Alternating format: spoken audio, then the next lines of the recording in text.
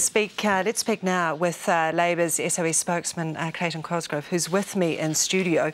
First of all, you heard what Kerry McDonald had to say. He said there needs to be a deal in the short term to keep this going. Do you agree with him? Well, we need to see the nature of the deal, and Tony Ryall won't even turn up on your show and explain to your viewers how much of their money he's going to spend.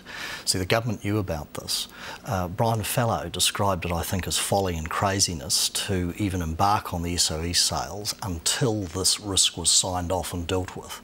Yet because of John Key's political vanity and pride and bloody-mindedness to just move ahead, they just disregarded the risk. Now, the point is this, which has been missed.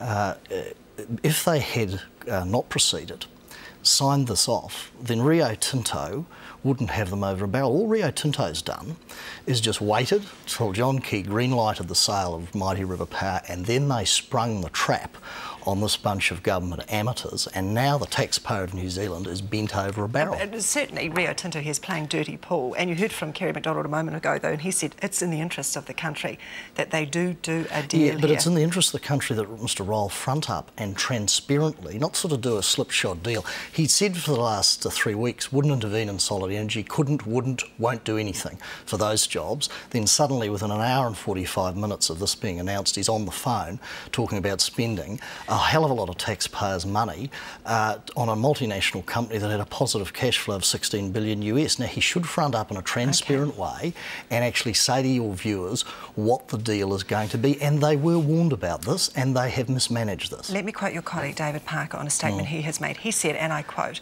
"The optimal solution is to walk away from the smelter and let New Zealand have lower power prices." No, actually, is that Labour's position? Mr Parker was misquoted. How can he be misquoted? Well, he says walk away. Well, I've talked to him and he was misquoted.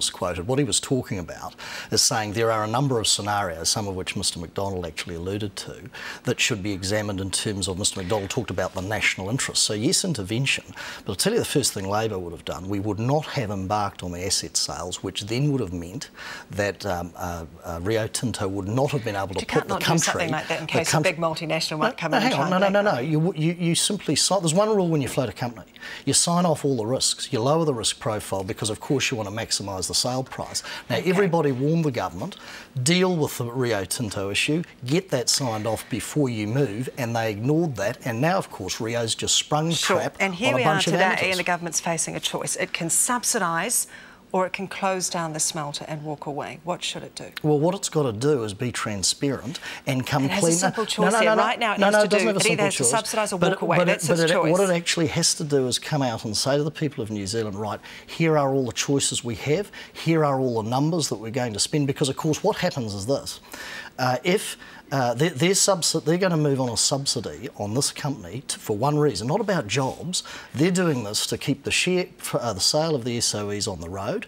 That means the poor old taxpayer, one, will pay for the subsidy, two, pay for the higher electricity prices, and then Kiwis are being asked to invest in a company they already own. What would Labor do, Mr Cosgrove? Subsidise, yes or no? What we would do is we'd look at... No, we can't say that until we know the dollars that are in there. We'd look at intervention, absolutely, but I can't, with any credibility, say to you, without seeing any of the dollars that Tony Ryall won't front up about, that we just write a blank cheque. That sounds like more of a yes, that something needs to be done here. The government has to step in. Well, as I say, I would have never put the taxpayers of New Zealand in this position, because I would not have sold the asset and not given Rio Tinto the opportunity, as they've done with Tony Ryall, by bending him over a barrel. But does that Tiwai Point smelter have to stay in operation? Oh, it's critical. It's critical. Okay. But again, it's how you do it, and you've got to explain to the people of New Zealand what is in their best interest, not simply say we're going to spend your viewers' money and not tell you about it.